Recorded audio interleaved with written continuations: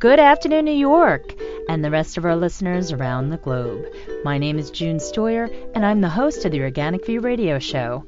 Our podcast is available on iTunes, Zune, and all major podcast providers. So if you can't catch the show live, you can download it or simply use our free podcast player, which is available on our website at www.theorganicview.com.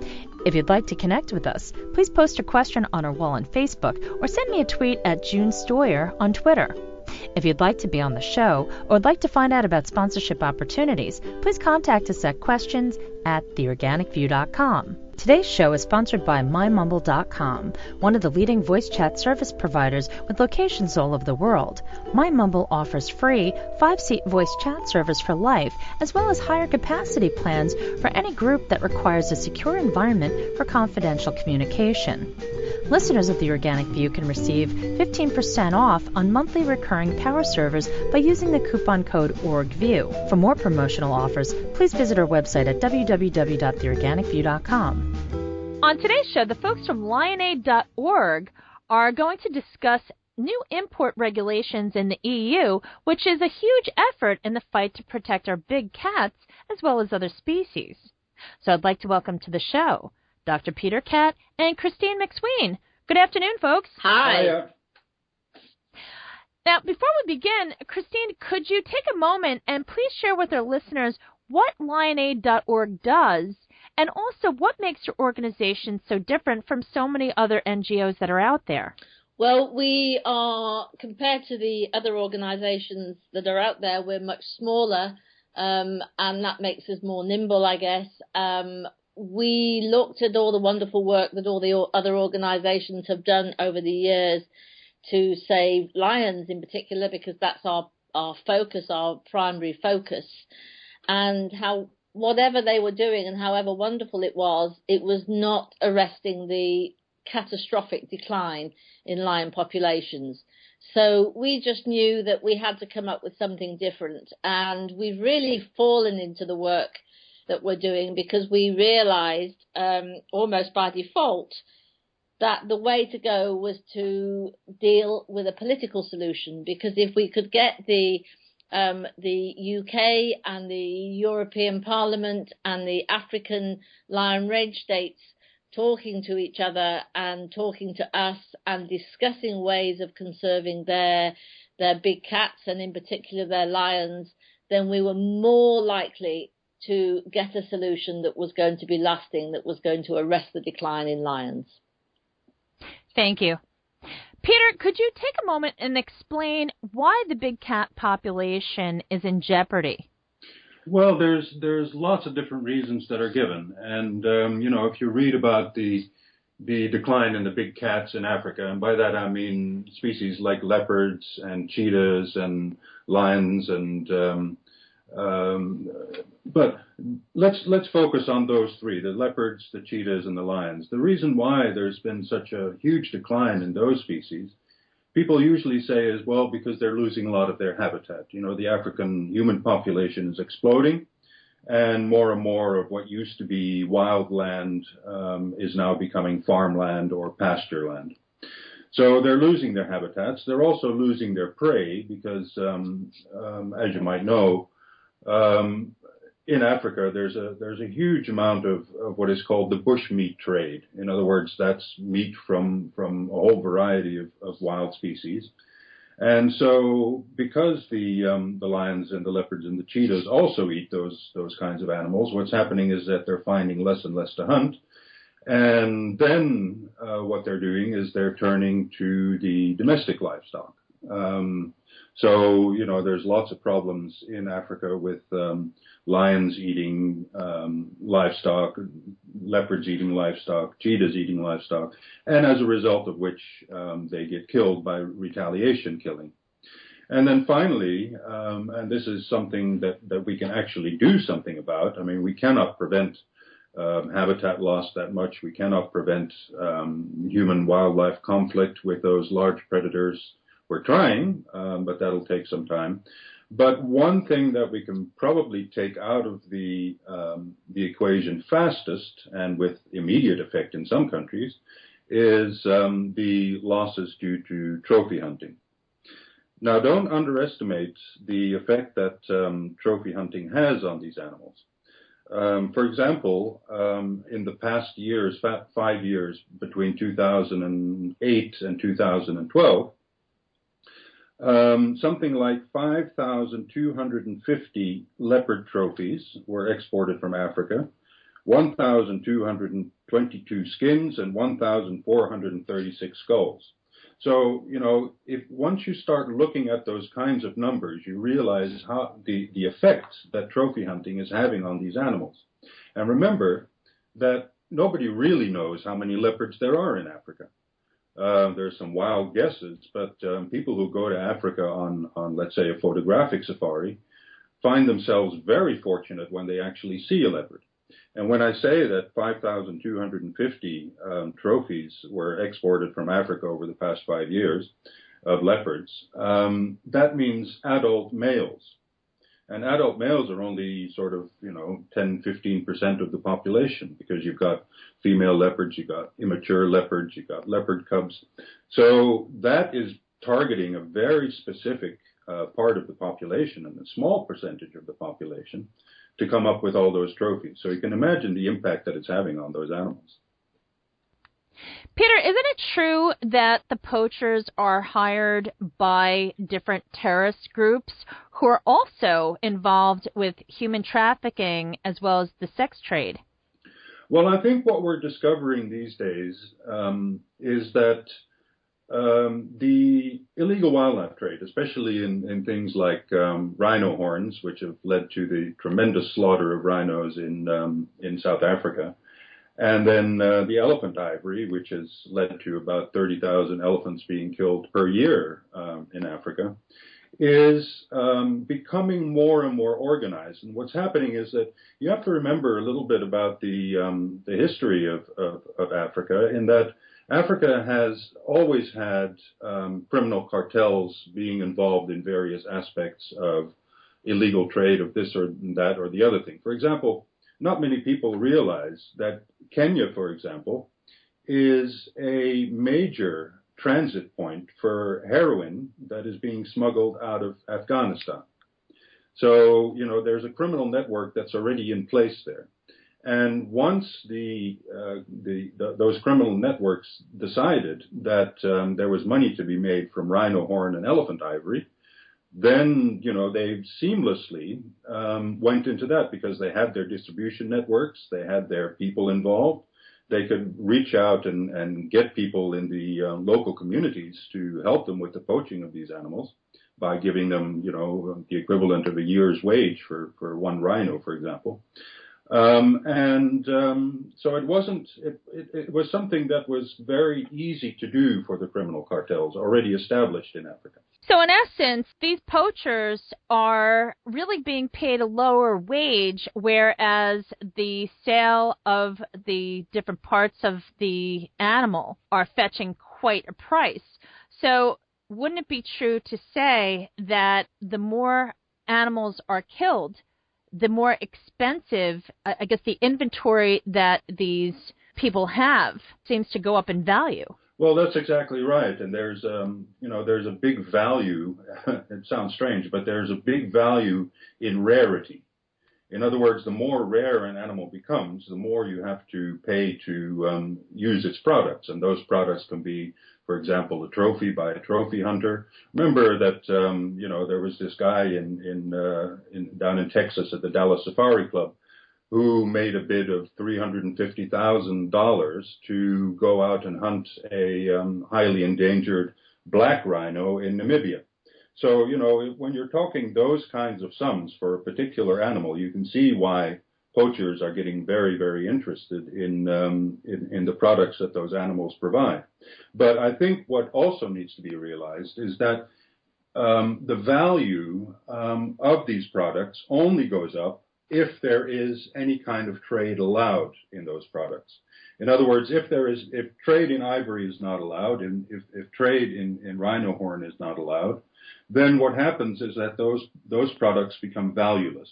Right now, what's happening is that everybody says, well, trade in illegal trade in ivory is it's illegal, And trade in rhino horn is illegal, and consumption of illegal ivory is illegal, but nobody's really cutting down on it. You know, in Vietnam and in China, you can go out into the streets, and friends of ours have done this, and go out in the streets, and you can very easily access, and it's out in the open.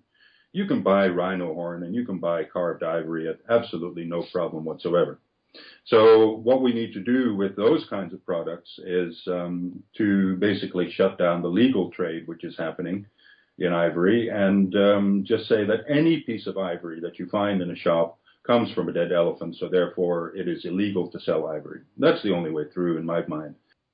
Peter, can you explain what the new regulations will mean and how this will impact the lion population?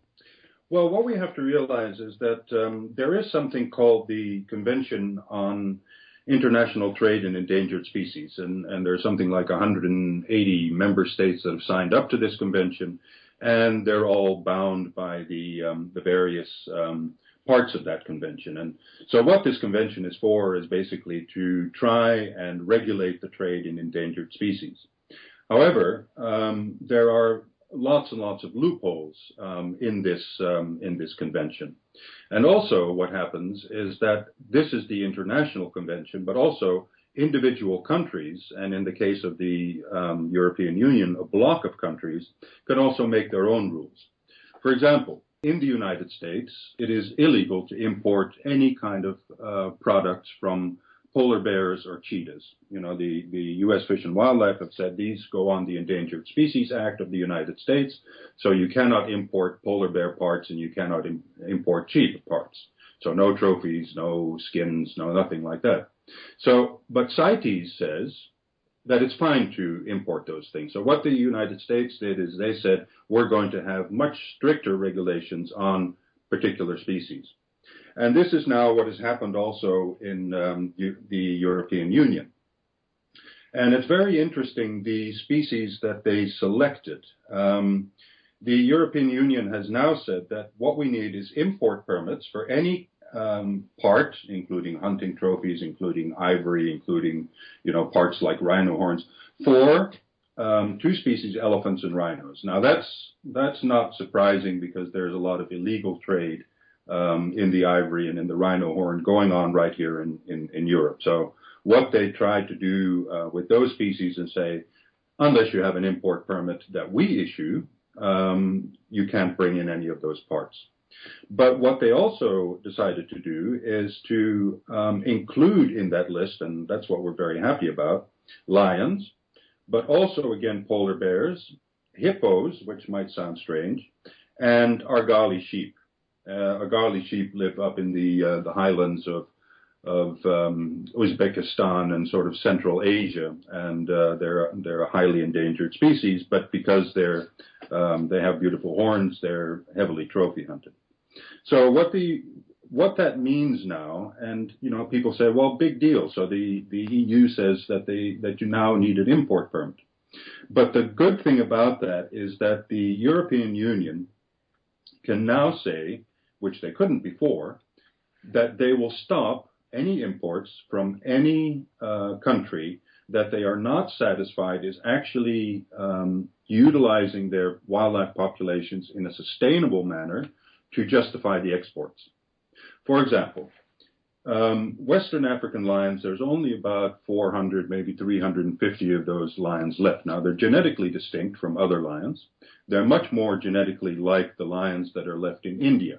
So Western African lions, first of all, genetically distinct, highly unusual animals, and there's only about 350, 400 of them left.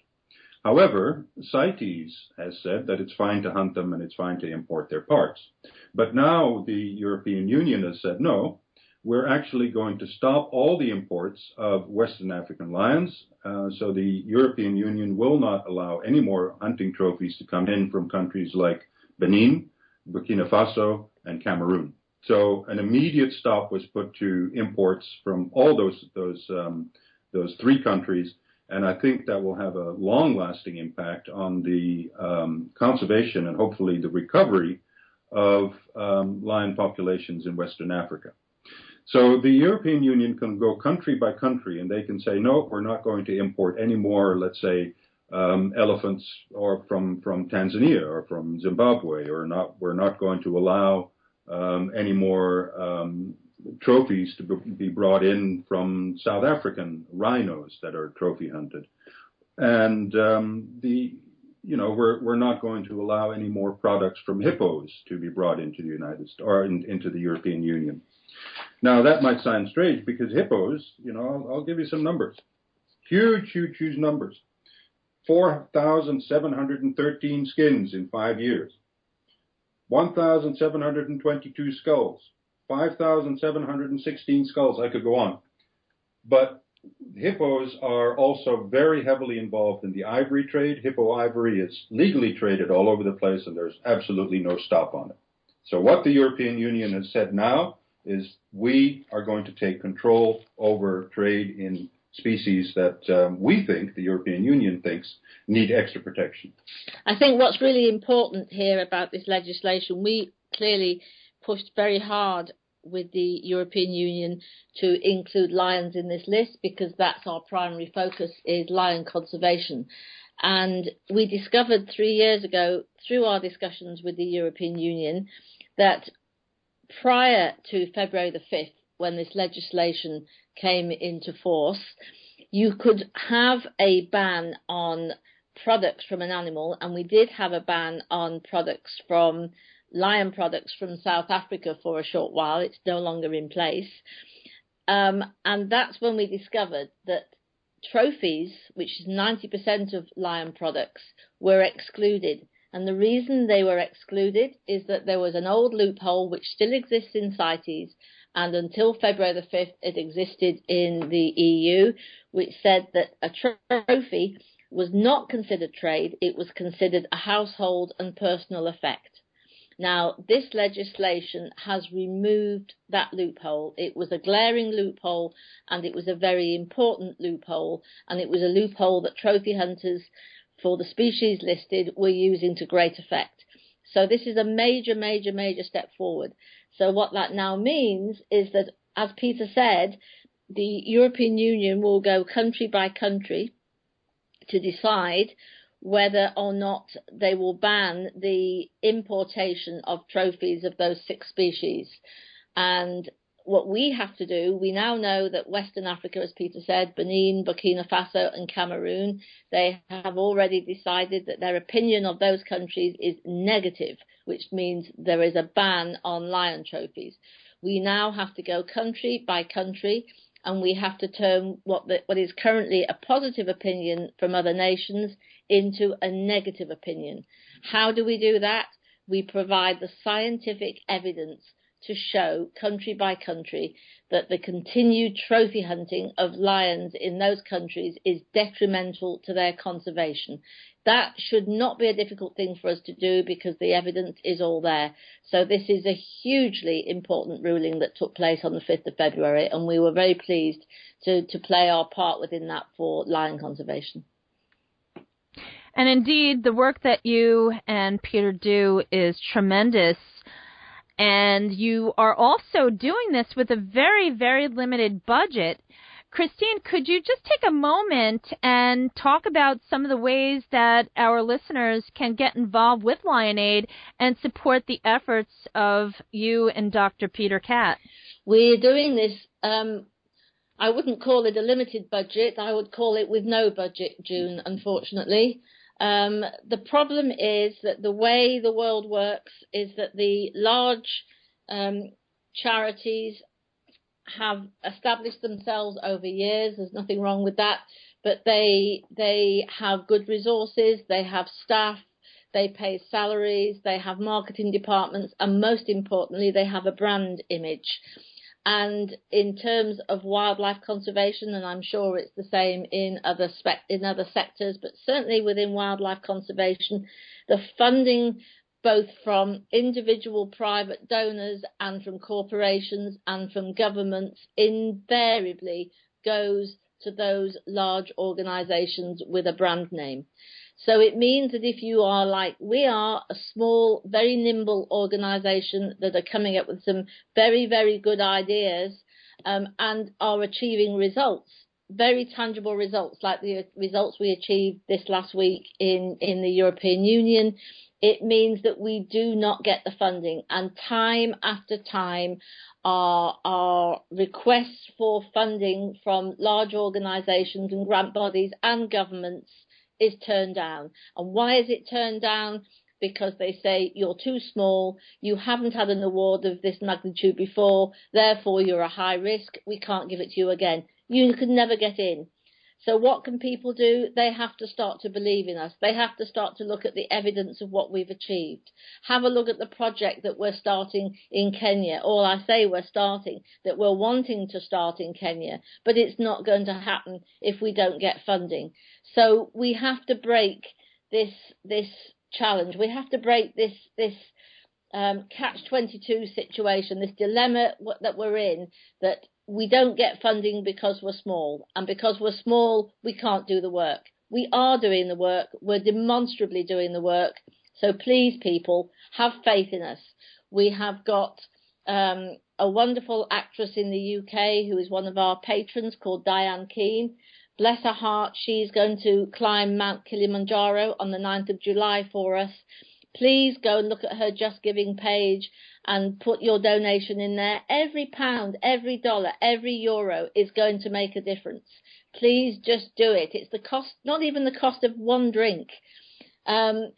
We've got Ricky Gervais, who is, as everybody knows, he's a very well-known comedian and presenter. He has a big heart for wildlife and animal welfare, and he supports a lot of charities in that sector, and he has supported us, and we're very, very grateful to him and his partner. He has done an amazingly wonderful oil painting for us of a lion's face, and he's allowed us to take 50 limited edition prints from that painting, all of which are for sale on our website, and he has individually signed each one.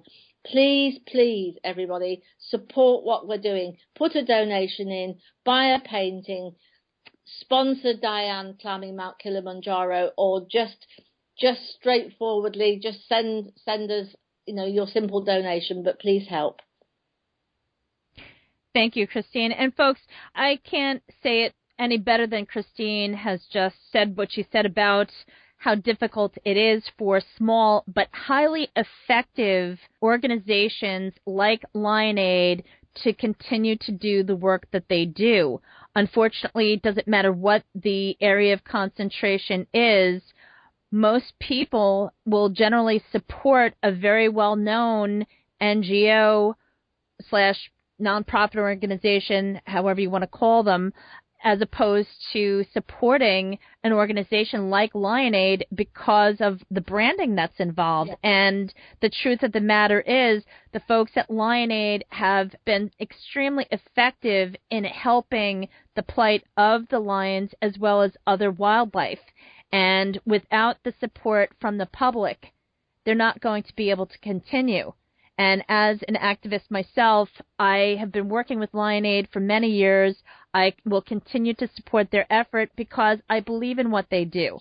I make a very distinctive choice as far as who I do support because also my resources are limited. But I feel that the organizations such as LionAid that I do support are really the cream of the crop. They're the ones who are out there. They're not based upon ego. They're doing this because they firmly believe in what is necessary that needs to be done in order to bring about the changes that are needed. So on that note, Chris and Pieter, thank you so much for coming on the show, and I really hope you come back. You've been my guest on the show for many years now, and I'm always pleased to see how much you've impacted the world with all of your effort and tireless initiatives, which just are just amazing. The two of you have done so much for big cats, and I hope that as new people are tuning into the show as well as learning about you, they'll really understand better as far as what is going on instead of a lot of things that have been circulated. Recently there's been some talk about the need for culling of wildlife, which is rubbish. So please, by all means, continue the good work, and I look forward to having you coming back. Well, bless you, June. I just say as a rider that the next event we have in our calendar is we're back in Brussels with the European Parliament on the 17th of March. Now we're going to be specifically focused on canned lion trophies coming into the EU. As a result of this ruling last week on the 5th of February, it now gives us a very solid base to start exploring ways that we can try and persuade the European Union not to allow these trophies from South Africa to come into the EU, and that will need to be done on welfare grounds because it's such a vile, cruel industry. And we're back in Brussels on the 17th of March to discuss that with both policymakers and with MEPs. At this point in time, we don't even have the wherewithal to cover our travel costs to get there. That's how bad it is for us. Our future is very threatened by the lack of funding. So thank you for your kind words, June. We really would appreciate support from all your listeners if they feel that lions and the other species that we've talked about, if you feel that LionAid can help. Thank you very much. Always great to be on your show, June, and thank you for having us. And, let's come back when we have more progress to report to you. You are always welcome. And folks, please check out the companion article that will be posted on theorganicview.com, which will provide all the information as far as how you can not only read the progress that LionAid.org is making, but also support them with the prints that Ricky Gervais and his partner Jane have so nicely donated to them, as well as other ways that you can support their initiatives. Because at the end of the day, if we don't have our big cats, they're a keystone species, and it would really be a shame. We have an opportunity to do something now, and we didn't take action when we could. This has been June Stoyer with the Organic View Radio Show. Have a great afternoon, everyone.